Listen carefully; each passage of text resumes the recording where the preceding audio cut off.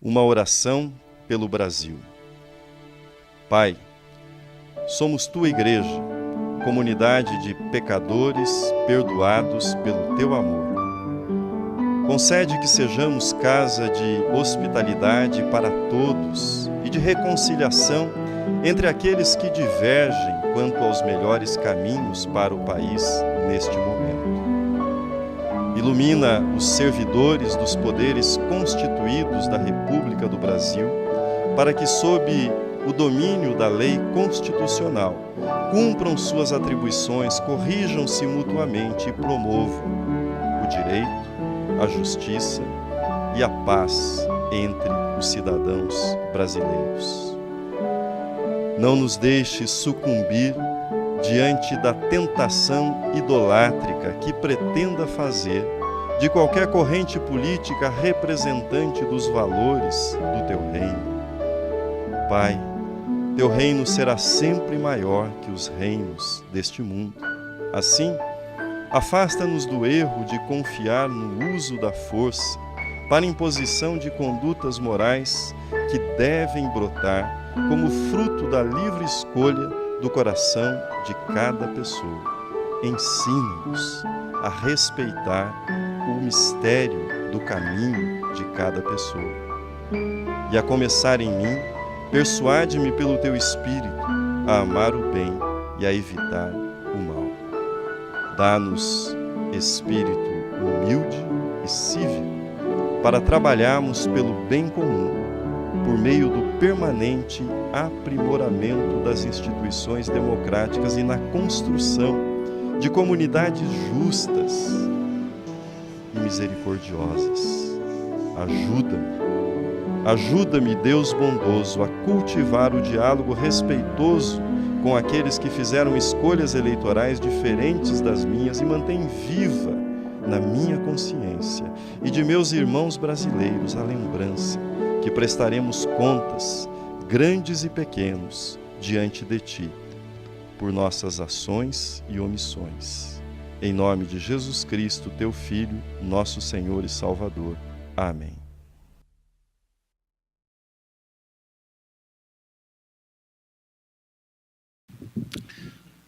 Bom dia, irmãos. Graça e paz. Nós hoje vamos tomar por base um texto do profeta Amós 5. A Esther já se assustou quando falam nos profetas do Velho Testamento.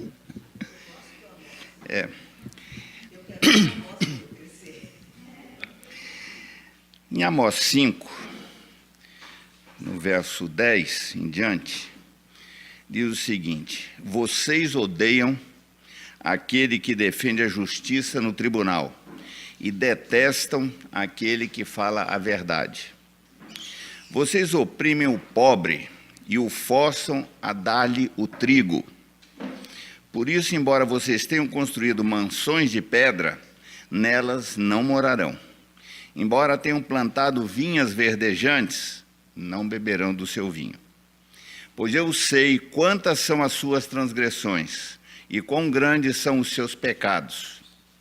Vocês oprimem o justo, recebem suborno e impedem que se faça justiça ao pobre nos tribunais. Busquem o bem, não o mal, para que tenham vida. Então o Senhor, o Deus dos exércitos, estará com vocês. Odeiem o mal, amem o bem. Estabeleçam a justiça nos tribunais. Talvez o Senhor dos exércitos tenha misericórdia do remanescente de José. Portanto, assim diz o Senhor, Deus dos exércitos, o soberano: haverá lamentação em todas as praças e gritos de angústia em todas as ruas. Esse versículo 14 e 15, na oração eu não sabia que ia ser passada a oração, tinha até feito uma anotação sobre isso do reverendo Valdinei, e ele usa isso, que na verdade tem em outros trechos da Bíblia. Busquem o bem, não o mal. Odeiem o mal, amem o bem. Isso, de formas diversas, é bastante citado. A questão de 1 mês e meio atrás, a Esther, dia 2 de setembro, portanto, ainda antes do primeiro turno da eleição, ela nos trouxe uma palavra baseada em Atos 1. Uma palavra muito marcante e muito comentada. Ela não sabe que eu ia falar isso aqui, está certo? E ela chamou atenção para o fato, naquele Atos 1, quando Jesus está com os seus discípulos, pouco antes da Assunção, os discípulos perguntam a ele. Então, os que estavam perguntaram: Senhor, é nesse tempo que vais restaurar o reino de Israel? E ele respondeu: não lhes compete saber os tempos ou as datas que o Pai estabeleceu para a sua própria autoridade. E a Esther chamou a atenção que Jesus, muitas vezes, ou quase sempre, ele é desconcertante. O pessoal, ela não usou essa expressão, eu aqui estou usando, o pessoal veio fazer uma pergunta num contexto político, muito justificado, porque o povo estava sofrendo, seja com a corrupção dos próprios judeus, seja com a opressão dos romanos. Portanto, era muito legítimo que essa pergunta estivesse tomando a cabeça e o coração dos judeus. Só que eles fizeram essa pergunta e Jesus não respondeu o que eles queriam. Respondeu uma coisa muito diferente, né? E disse: sereis minha testemunha, né? E a Esther atualizou esse episódio para os dias de hoje. E ela fez 4 ou 5 perguntas. Senhor, vai mudar alguma coisa nessa eleição? Corremos o risco de termos um governo totalitário que dá sinais disso com um discurso de ódio? Corremos o risco de ter um governo que enfraqueça os órgãos da justiça, que tenta deter a corrupção? Quem é o melhor candidato? Ou teremos que escolher entre 2 males? E aí ela caminha para a conclusão, ela diz que os discípulos estavam olhando com um olhar nos eventos terrenos, e Cristo os convida a subir e olhar e viver o mistério da ressurreição. Cristo não alivia em nada a preocupação e a ansiedade deles, pelo contrário, dá uma ordem que traz maior responsabilidade ainda e maior risco à vida deles de ter o corpo danificado. Aliás, a expressão é. E depois ela pergunta: testemunhas de quê? Testemunha do que viram, do que presenciaram, de toda a vida de Cristo, mas com certeza estava na memória mais recente deles a prisão, a morte, a ressurreição e a aparição de Jesus. E essa palavra da Esther, eu acho, foi importante lá atrás, e eu acho que ela é mais importante ainda nesse momento que nós estamos aqui vivendo. Porque dentro de umas 8 horas, as urnas estarão fechadas, as apurações concluídas, nós seremos quem será o próximo presidente e os governadores. Hoje, ao longo do dia, as redes sociais seguem torpedeando diversas interpretações do que está acontecendo, cada um a seu jeito.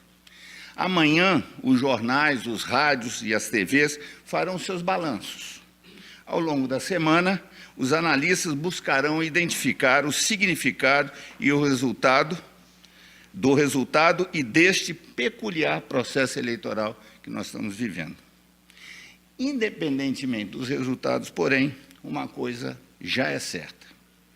Nós teremos um país dividido, quantitativamente, com ressentimentos e rompimentos interpessoais e institucionais, com feridas expostas por toda parte. A economia, nós sabemos, e eu não quero dissertar sobre isso, esses milhões de desempregados, famílias divididas, relações estremecidas. A eleição vai acabar, mas esse quadro seguirá em frente. Portanto, a eleição é um momento, é um ponto nesse processo que nós já estamos vivendo, processo que já teve transformações, certamente produzirá novas transformações, mas esse é um quadro que nós temos na economia, nas relações, na sociedade, nas instituições. Eu, pessoalmente, e não é esse o objetivo central aqui da fala, eu tenho uma leitura, uma interpretação da situação que nós estamos vivendo, e quem tiver interesse depois podemos conversar. Mas eu tenho bastante clareza que Deus está dando misericordiamente ao Brasil uma oportunidade de nós acertarmos o passo. E eu acho que essa é a questão. Reconstrução a partir das ruínas que nós teremos a partir de amanhã. Está aí colocado. E aí eu quero voltar a Esther. A Esther, ao final, ela diz o seguinte: nós não temos mais que pregar no Sinédrio, nem no Pentecostes, que ela falou sobre isso antes, e muitos não precisam pregar em templo nenhum. Talvez o testemunhar de que Jesus falou hoje seja mais viver do que pregar. E é sobre essa questão que eu queria trabalhar daqui para frente. Do que se trata esse testemunhar? Eu acabei esquecendo, em casa eu devia ter trazido, mas os assinantes de Veja devem ter visto essa capa, que é uma coisa de emergência, tá certo? E tem a chamada é o seguinte: em caso de emergência, quebre o vidro. Como a gente vê no avião, vê nos prédios, quebre o vidro. E dentro do vidro tem a Constituição. Eu não sou bom para isso, de fazer montagem, mas a montagem que eu queria fazer é o seguinte: em caso de emergência, quebre o vidro, mas dentro do vidro teria a Bíblia, tá certo? Ou seja, em caso de emergência. E eu acho que nós vamos precisar muito disso. Às vezes a gente nem se lembra. A gente socorre dos jornais, dos livros, da rede social, e raramente a gente se remete à Bíblia. E eu diria que talvez nós precisemos. Ou seja, em caso de emergência, quebre, encontre a Bíblia. E aí eu destaco, já me socorrendo da Bíblia, tá certo? Eu já destaco lá no Atos 1, uma coisa que a gente nem sempre presta atenção. E eu até conversei um pouco com a Esther depois. Porque o versículo diz o seguinte: sereis minha testemunha. É uma ordem. Mas esse verso, ele começa de forma diferente. Ele começa: e recebereis poder e sereis minha testemunha. Portanto, há um pré-requisito. Não é saindo aí fazendo testemunho daquilo que você tem na cabeça. Recebereis poder. O texto não está escrito assim, mas nós podemos ler assim: é para ser minha testemunha. Recebereis poder para ser testemunha. E eu acho que essa é uma questão crucial de nós estarmos atentos. Porque da mesma forma como desde Adão e Eva nós queremos ter a nossa autonomia, nós também queremos ter autonomia para interpretar, para falar, para agir. Mas quando Jesus falou para ser testemunha, recebereis poder. E interessante é que esse texto do Amós, ele disse: busque. E essa palavra buscar, ela está cheia na Bíblia. E eu gosto muito porque o Valdinei várias vezes já falou sobre isso, da nossa ação, da nossa parte. Buscai o reino de Deus. É buscar, para procurar conseguir, evidentemente, mas é para fazer alguma coisa com isso. Quer dizer, eu busco para obter e para fazer alguma coisa com isso. Nesse caso, busca o poder, buscar o reino, e assim vai. Se nós fizermos um caça-palavra na Bíblia, vocês vão ver a quantidade de vezes em que esse termo aparece.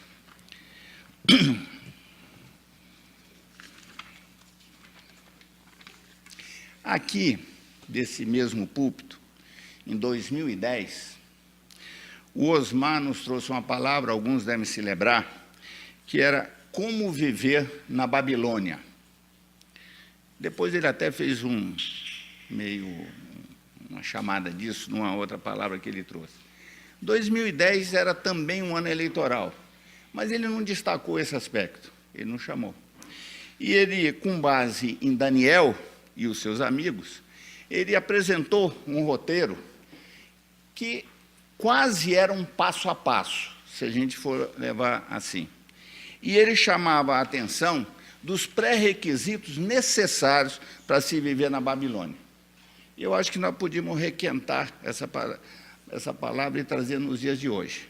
Então, quais eram os requisitos? Conhecem bem a cultura e a língua.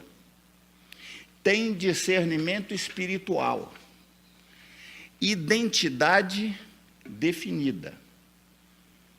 Imaginação profética. Coragem profética. Integridade reconhecida. Vida de oração. E conhece a adversidade como juízo de Deus. Se o Sérgio Franco estivesse aqui, ele dizia, tá bom, não tá? Tá bom, né? Ou seja, esses eram os requisitos do Daniel para viver naquela Babilônia. E certamente, se nós olharmos em volta, não só Amós estava vivendo aquela realidade que o texto nos traz, mas Daniel estava vivendo, Miqueias viveu, eu já falei sobre isso em outras circunstâncias, vários dos profetas do Velho Testamento tiveram que enfrentar situações de envolvimento com corrupção, de injustiça, de agressão, de desrespeito, enfim, tudo isso que nós podemos imaginar. Eu diria que talvez nós pudéssemos ficar com essa receita aqui, complementarmente àquilo que a Esther já tinha trazido. Ou seja, se nós tivermos esses pré-requisitos, certamente nós vamos ser bom testemunho, como foi Daniel e os seus amigos lá atrás. Agora, no texto da Bíblia, Paulo, ele chama a atenção da gente lá em Filipenses para uma coisa interessante, porque essa questão do testemunho, testemunhar, a Esther colocou, vou testemunhar as coisas que eu vi, portanto, eu sou uma testemunha qualificada. As coisas que eu vivi, eu sou testemunha qualificada. Agora, este viver, e principalmente viver nesta Babilônia, que nós estamos vivendo nesse 2018, ele requer alguns atributos. E também, se a gente bater no vidro e abrir a Bíblia, nós vamos encontrar algumas orientações adicionais.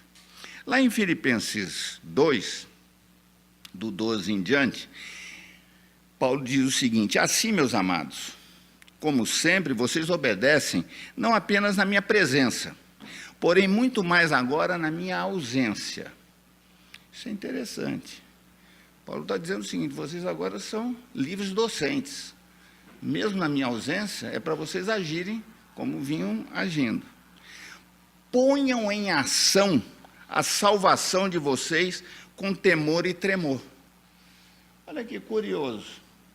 Ponha em ação a salvação. A gente trabalha com a ideia de que a salvação é um estado, né? Ou é um momento, ou é um processo pelo qual eu passo. Mas Paulo está dizendo o seguinte, ponham em ação, façam alguma coisa com a salvação que vocês já têm.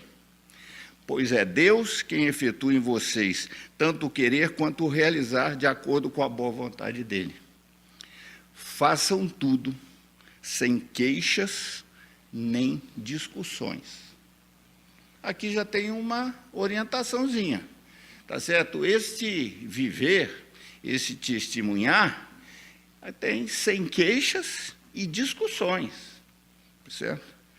Para que venham a tornar-se puros e irrepreensíveis, filhos de Deus, inculpáveis no meio de uma geração corrompida e depravada, na qual vocês brilham como estrelas no universo.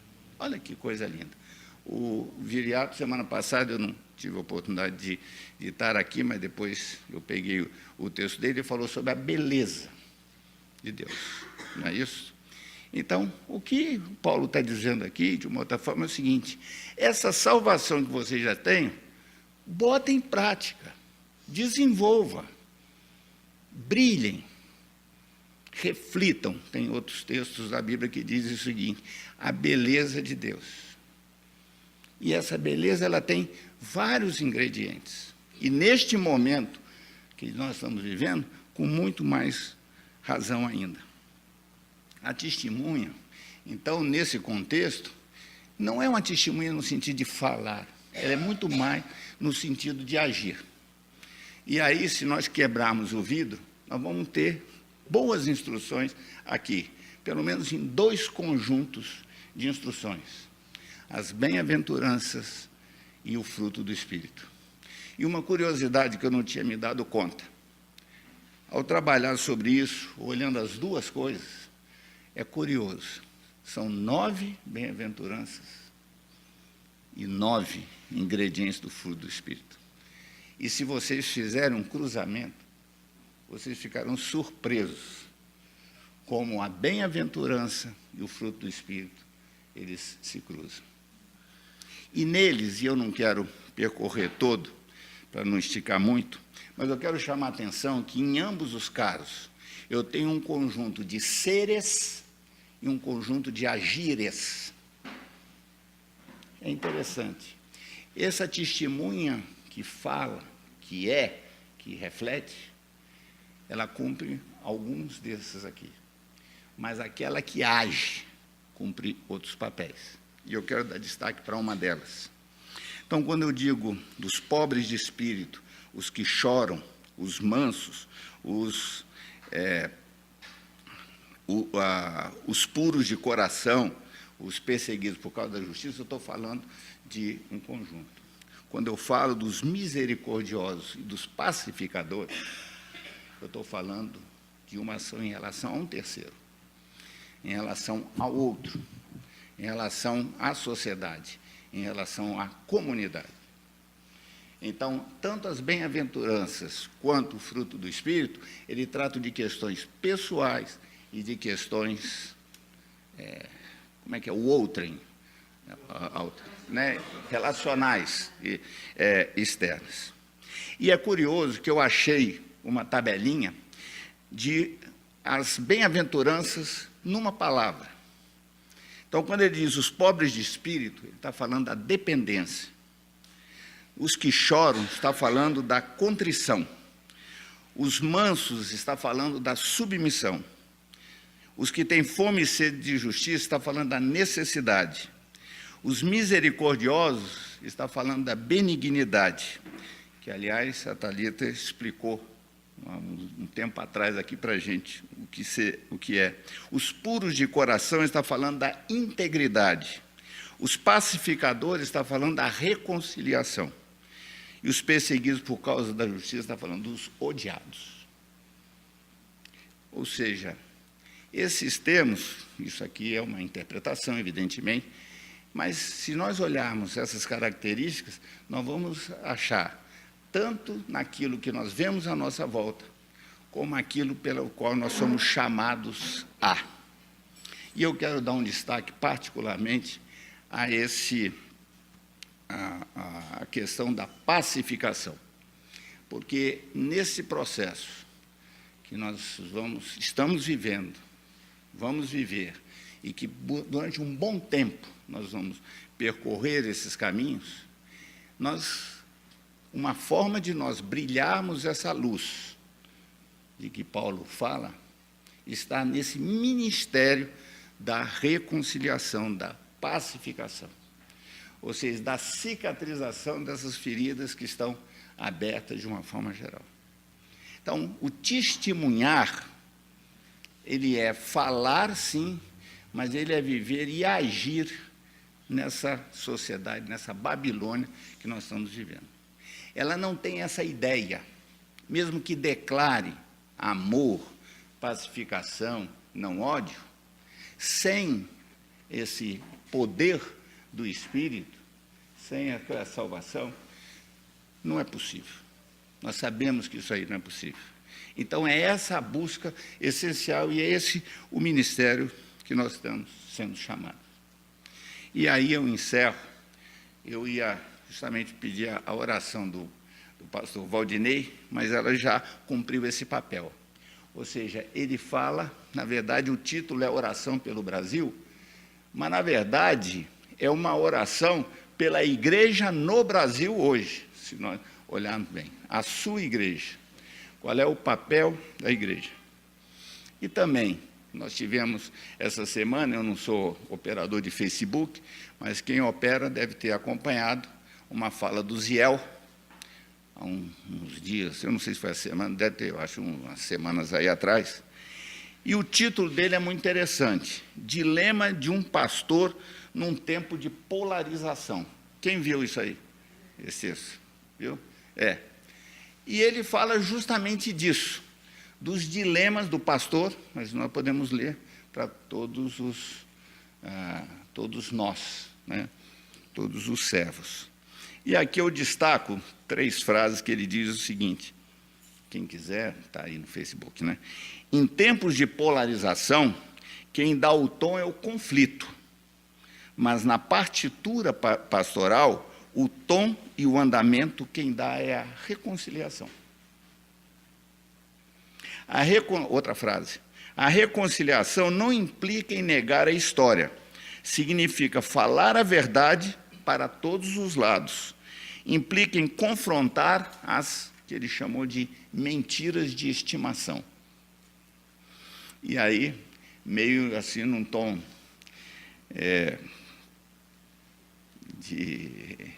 eu diria quase de conformismo, ele diz o seguinte, neste mundo, do caminho mais fácil, do ódio que brota do chão, os pacificadores não têm futuro promissor. Independe do lado que vença o conflito, o pacificador sempre dança. E eu acho que ele tem razão. Mas é essa bem-aventurança, é esse fruto do Espírito que nós estamos chamados. E eu acho que esse é um momento muito próprio para nós podermos efetivamente testemunhar aquilo que a Esther nos trouxe aqui. Ou seja, na minha visão, Deus está nos dando misericordiosamente uma oportunidade de nós acertarmos o passo. E eu acho que a igreja, nós, temos um papel de construção desse momento novo. E eu ia pedir que nós, ao encerrar, cantássemos o 127. Pode ser.